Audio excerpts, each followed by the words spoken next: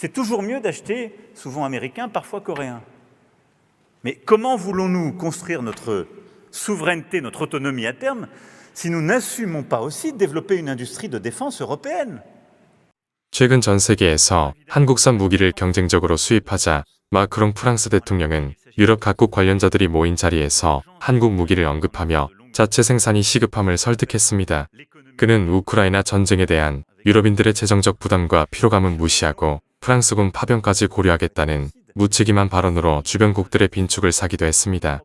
독일의 대표 일간지 베를린 자이퉁은 마크롱 대통령의 독단적인 행보에 대해 그의 내각에서도 우려하며 반대한다고 비판했으며 이탈리아 국방장관은 프랑스가 유럽을 대표하여 발언할 권리는 없다며 반발했습니다. 푸틴 러시아 대통령이 서방 언론과의 인터뷰에서 러시아와 우크라이나가 조만간 합의에 도달할 거라며 휴전에 대한 기대감을 나타냈습니다. 또한 러시아가 휴전 의사를 밝혔음에도 불구하고 마크롱은 전쟁 지속을 시사하고 있어서 더욱 논란이 되었습니다. 그도 그럴 것이 한국은 최근 몇 년 동안 꾸준히 방산 수출을 확대하고 있습니다. 특히 유럽 시장에서 한국산 무기의 점유율이 높아지고 있습니다.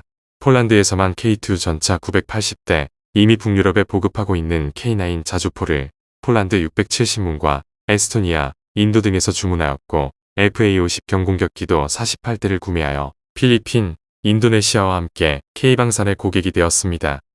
도산 안창호급 전략 잠수함도 유리한 조건으로 입찰에 나서고 있고 캐나다, 호주, 인도네시아, 필리핀과도 협상을 이어가고 있습니다.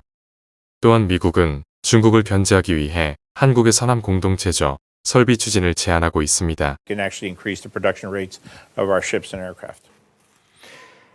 Alors, face à cela, on doit produire plus vite, on doit produire davantage et on doit produire plus en européen.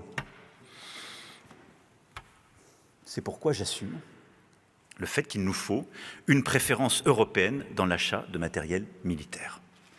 Regardez la facilité européenne de paix que nous avons bâtie pour les débuts de la guerre. Les 3/4 ont été utilisés pour acheter du matériel non européen.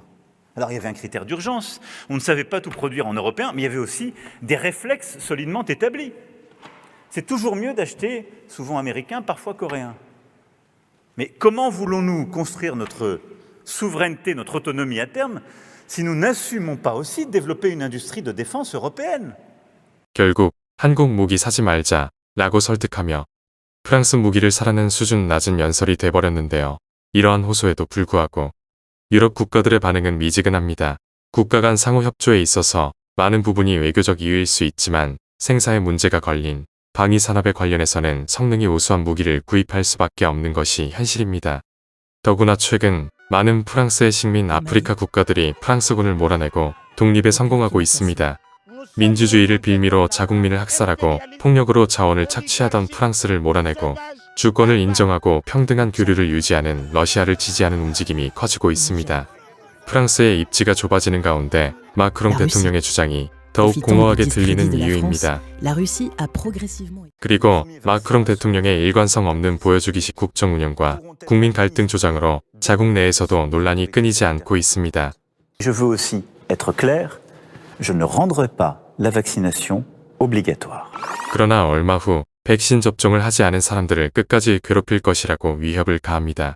Alors, Monsieur le Ministre, est-ce que conformément à la volonté du Président de la République, vous vous présentez ce soir devant nous et vous présentez votre texte avec pour seul objectif d'emmerder les Français?